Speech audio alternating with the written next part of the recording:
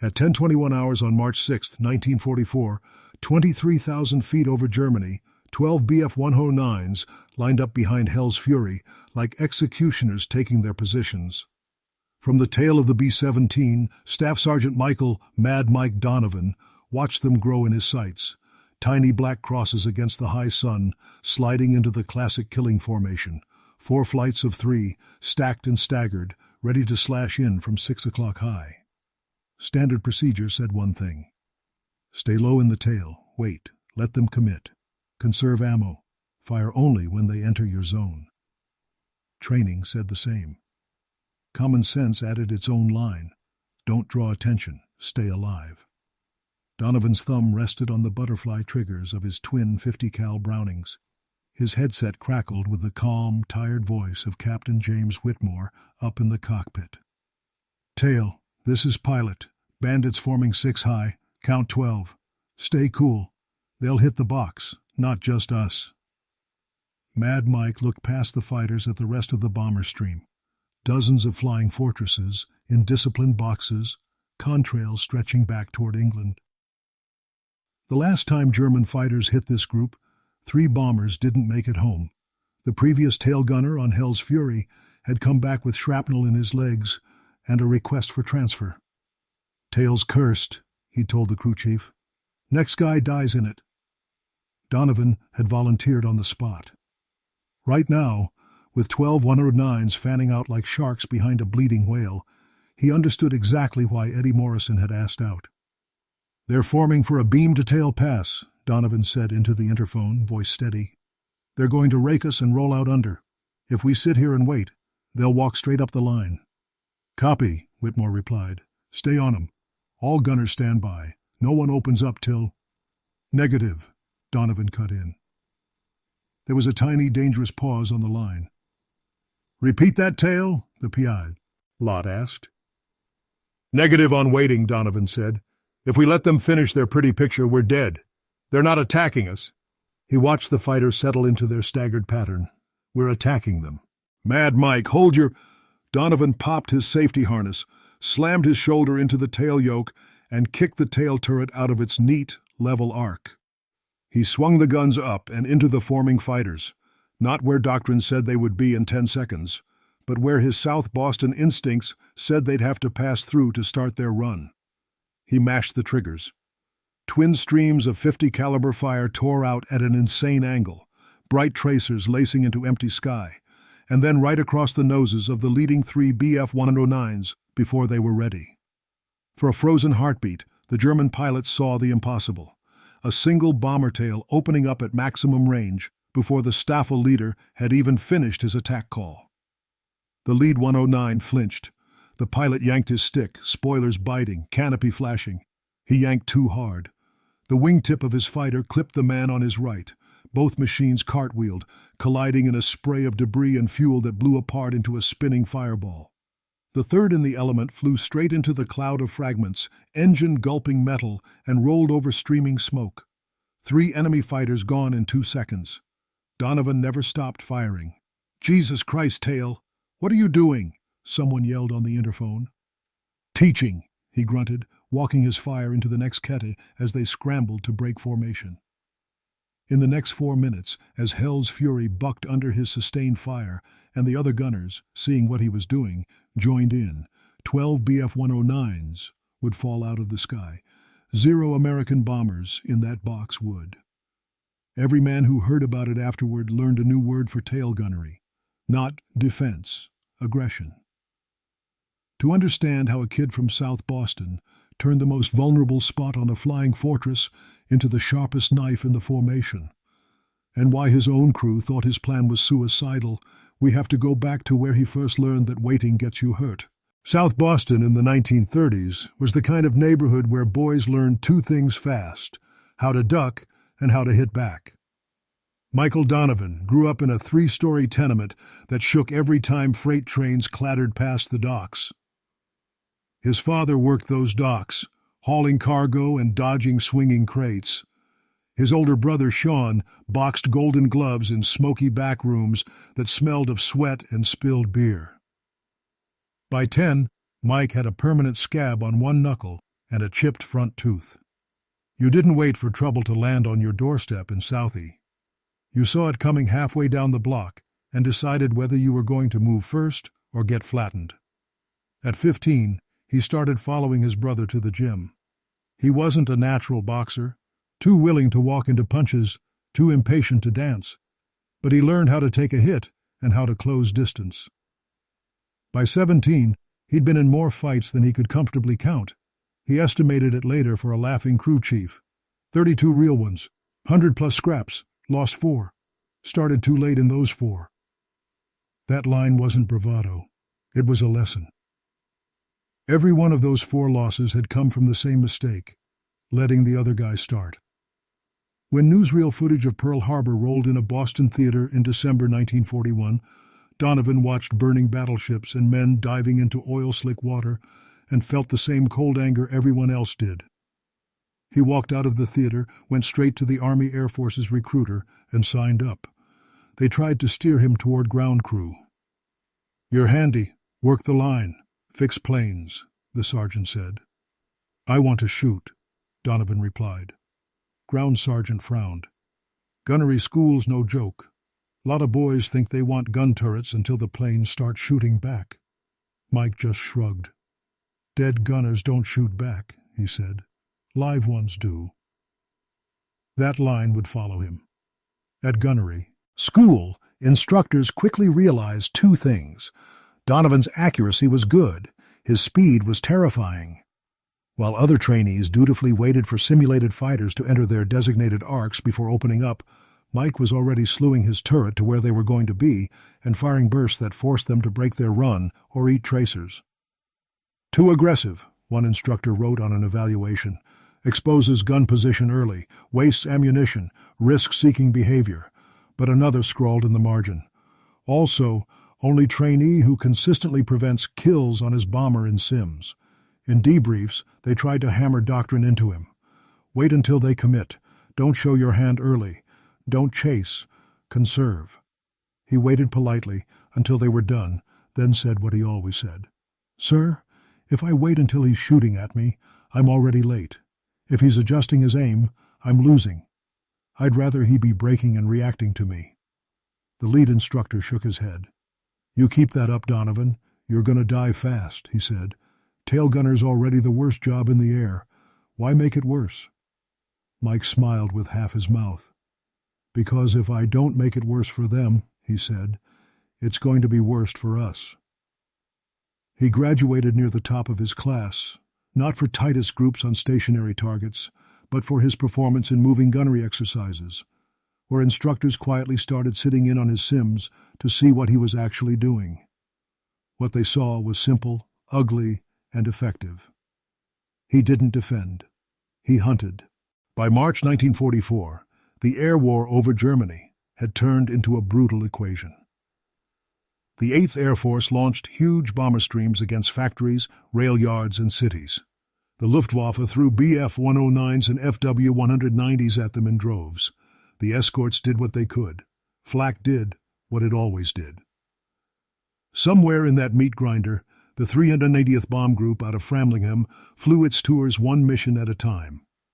B-17G Tail number 42317-8 carried nose art of a grinning devil riding a bomb. The crew called her Hell's Fury. 3 missions in, she had a reputation. On the first, they'd taken a flak burst in the wing and made it home on 3 engines. On the second, a swarm of Fw-190s had hit the formation from 12 o'clock high. Hell's Fury had landed with over 200 holes in her skin and 1 engine feathered. Her waist gunner had a purple heart. On the third, a Bf-109 had come in so close on a head-on pass that the pilot could see the Germans' goggles. The tail gunner, Sergeant Eddie Morrison, had sworn he could smell exhaust in his turret. Bad luck sticks to certain positions. When the rotation board showed Eddie on the schedule for a 4th deep strike, he walked into the squadron office, pale and shaking. "That tail's cursed," he told the crew chief. "I'm not superstitious, but I know odds. Next man in that can dies there. Transfer me to top turret. Waste. Anything."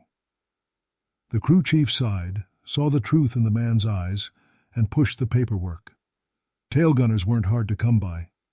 Good ones were. When Donovan's orders came through assigning him to the 390th, he heard about Hell's Fury before he ever saw her. "Watch that ship," one man said at the mess table. "Tail keeps getting chewed up." Gunner asked out, "You're from Southie, right? You like long odds?" Mike just grinned. At the pilot's request, he sat down in a folding chair in front of Captain James Whitmore in a cold Nissen hut at Framlingham. "You know the statistics?" Whitmore asked without preamble, flipping through his file. "Tail gunners got the highest casualty rate on this aircraft. 38% don't finish their tour." "Then I've got 62% odds," Donovan replied. "I'll take them." Whitmore raised an eyebrow. "Why volunteer for the spot everyone else tries to avoid?" he asked. "You want a suicide seat?"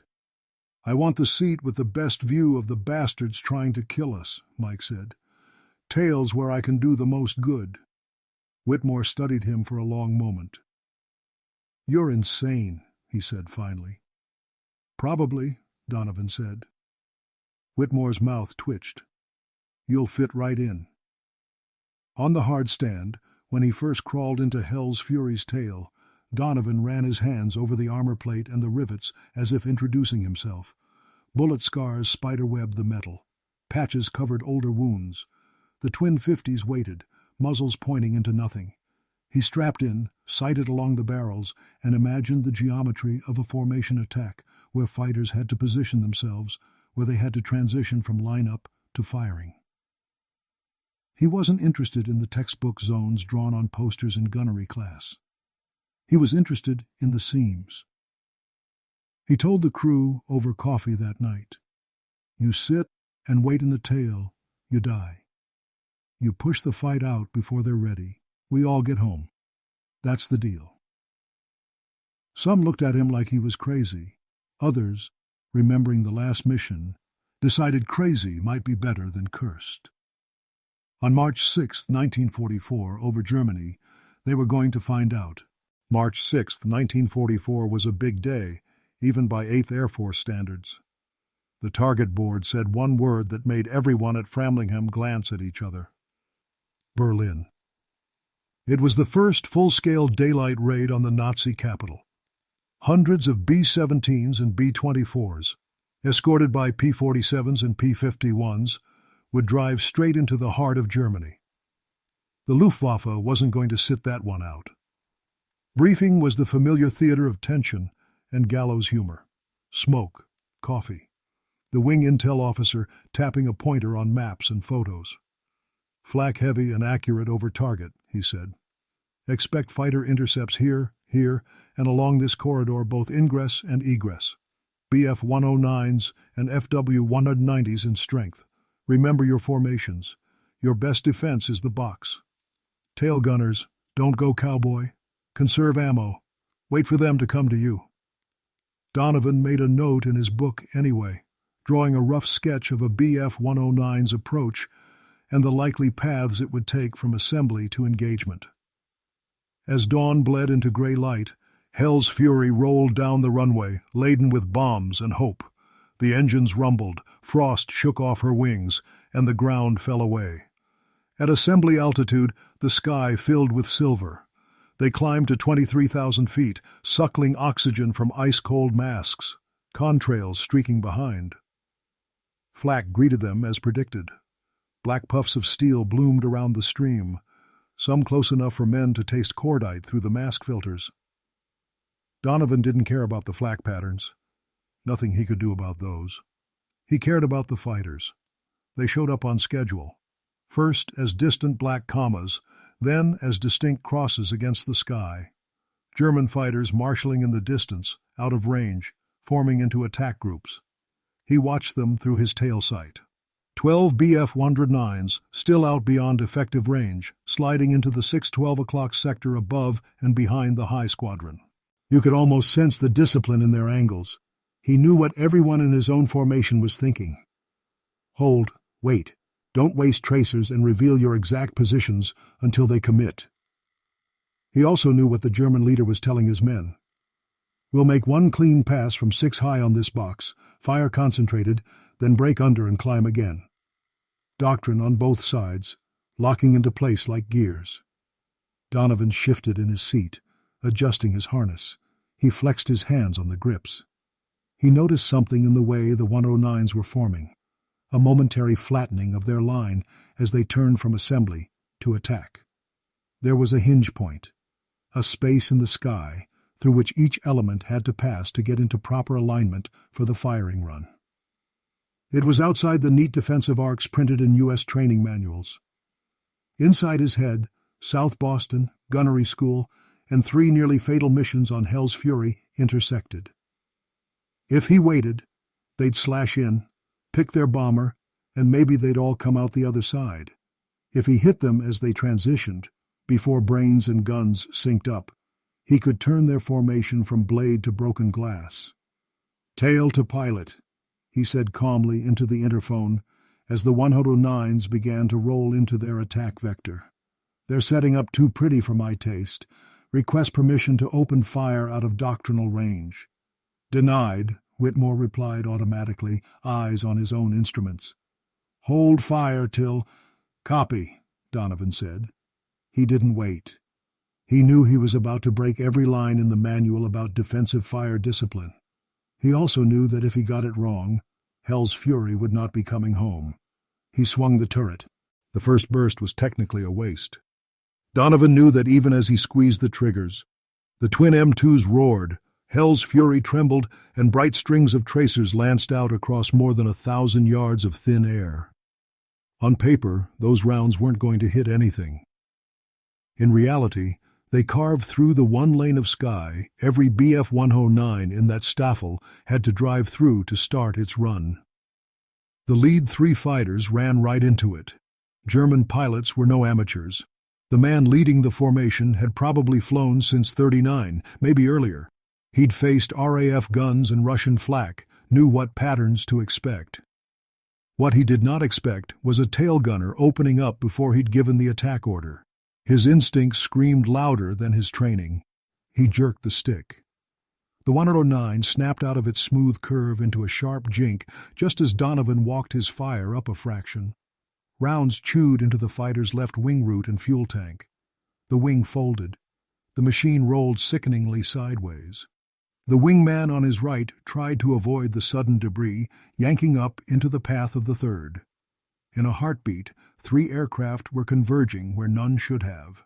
From Donovan's view, it was like watching a street brawl from his childhood go wrong in the best way. The lead 109's shattered wing clipped the second.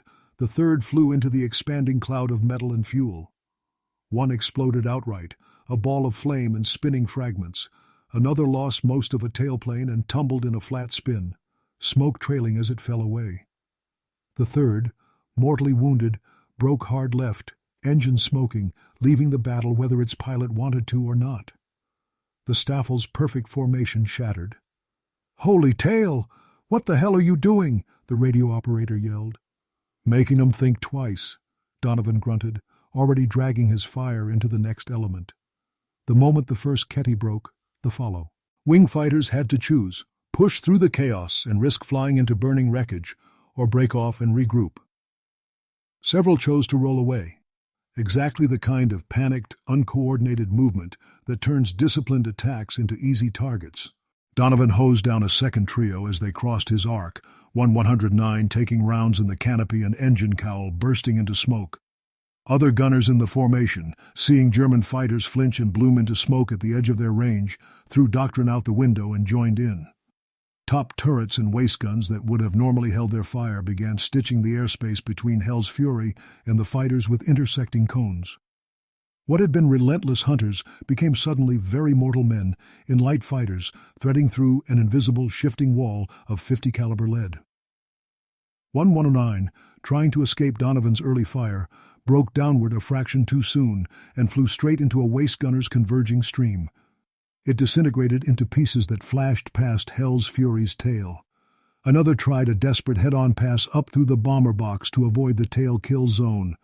The nose gunner on the lead ship in the next element took him with a burst that sheared his prop off.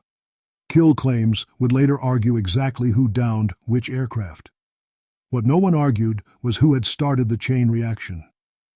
For 4 adrenaline-soaked minutes, Donovan kept the triggers down in disciplined bursts, firing not at where the enemy was, but at every space they had to cross to get where their attack manuals told them they should be. He didn't just shoot at fighters. He shot at their options. By the time the smoke trails and flaming wreckage settled, 12 Bf-109s had fallen out of the combat, destroyed, crippled, or forced to limp home. Hell's Fury had a few fresh holes. One waist gunner nursed a bruise from a piece of flak. No one was dead. The rest of the formation took scattered hits, but suffered no catastrophic losses in that particular wave. The German pilots who survived disengaged in shock. Somewhere in a debriefing room on the ground later, a Staffelkapitän would slam his fist on a table and say, "They shot at us before we even attacked, like they were the fighters." Up in Hell's Fury, Donovan finally eased off the triggers. His barrel jacket smoked. His shoulders ached. On the interphone there was a brief, incredulous silence. Then Whitmore's voice came through, half fury, half awe. "Tail," he said slowly. "Remind me later to kill you for that." "Yes, sir," Donovan replied, grinning behind his mask. "You can stand in line behind the ones we just sent down." Back on the ground at Framlingham, Hell's Fury rolled to a stop with her engines ticking as they cooled. Ground crew swarmed the bomber, counting holes and touching scars. "Less than last time," the crew chief muttered, amazed. Inside the debriefing hut, the air smelled like coffee and sweat. Each crew member sat in turn with an intelligence officer, recounting positions, attack directions, enemy numbers, and observed kills. When it was Donovan's turn, the intel captain looked at him over a clipboard already cluttered with excited claims. "I've got reports from at least 4 ships that say the 109s broke formation before the attack ever really hit the box," he said, "and several that mention unusual early firing from Hell's Fury's tail. Want to tell me about that, Sergeant?" Donovan shrugged slightly. "They were forming up," he said. "I didn't like where they were going to be, so I started shooting at where they had to go to get there." The captain's pen hovered. "Do you realize you opened fire well outside the standard engagement envelope?" he asked. "You signaled our exact position early. You risked drawing a concentrated attack." "Yes, sir," Donovan said, "but if they're busy dodging my tracers and each other, they're not putting those guns on our cockpit." The captain stared at him for a long beat, then looked down at the other sheets. Hell's Fury's crew collectively claimed several of the 12 confirmed or probable kills from that engagement. Other ships' gunners claimed more, some most likely overlapping. Sorting out exact credit was more art than science, but one undeniable pattern stood out. The first 3 fighters to go down, the collision, the smoking breakaways, all happened before the German formation crossed the line where tail gunners were supposed to open fire. I've also got records that Hell's Fury's tail guns expended more ammunition than any other position in this group on this mission, the captain noted. Donovan didn't flinch. "Did we have any bombers go down in our element from that pass, sir?" he asked. The intel officer glanced at the loss board. "No," he admitted. "Then I'd say the ammo was well spent," Donovan said. Word got around faster than reports could be filed. In the mess that evening, other gunners came over to Donovan's table. "You really lit them up before they even rolled in?" one asked. "That's suicide," another muttered. "They see you. They'll come straight for you." "They were coming straight for us anyway," Donovan replied. "Difference is, if I open up early, they're reacting to me. If I wait, I'm reacting to them." Some nodded slowly. Others shook their heads. Years of hold your fire doctrine doesn't vanish in a day. But somewhere in an office at group headquarters, a colonel reading after-action summaries saw something beyond bravado. He saw a tactic. In the weeks that followed, subtle changes started appearing in gunnery briefings. Tail gunners will engage forming attackers when safe, and when doing so will disrupt enemy alignment, one new note read. Controlled early fire may be used to break up massed assaults. Instructors at stateside gunnery schools began to show training films clipped from March 6th missions, pointing out how early, accurate bursts at transition points could cause fighters to break off or collide. No one wrote Donovan maneuver in the official manuals. Unofficially, gunners in the 390th started saying, "If you've got a Mad Mike window, take it." The idea that bomber gunners should wait politely to be shot at had taken a hit. Just like those 12 BF-109s, war doesn't pause to hand out plaques. Hell's Fury kept flying after March 6th. So did Donovan. Through missions where his guns jammed at the worst moments, through flak bursts close enough to make metal sing, through days when the sky over Germany looked like it was made of burning aluminum. He didn't shoot down 12 fighters every mission. He didn't need to. What he'd done in those 4 minutes over Germany was less about the number and more about permission. Permission for gunners to think like predators instead of prey. By the end of his tour, Donovan's luck and aggression made a fragile truce. He finished his required missions with holes in his plane and stories on his tongue, but no fatal hit with his name on it. He went home to South Boston with a chest full of ribbons and more silence in his eyes than he'd left with. Back on the docks, some men knew only that he'd been in the air war. They didn't know about the way his hands still twitched in his sleep, squeezing imaginary triggers, or how he couldn't watch birds form neat V's without wanting to throw a rock just to see the pattern break. Years later, in VFW halls and basements, when younger men asked him about the tail gun, he'd lean back and tell it plain. "They taught us to sit and take it," he'd say. To wait till the bad guys were doing exactly what they wanted to do, then ask 'em real nice to stop with a few bursts. He'd shake his head. "I grew up in a place where the guy who waits gets his teeth kicked in.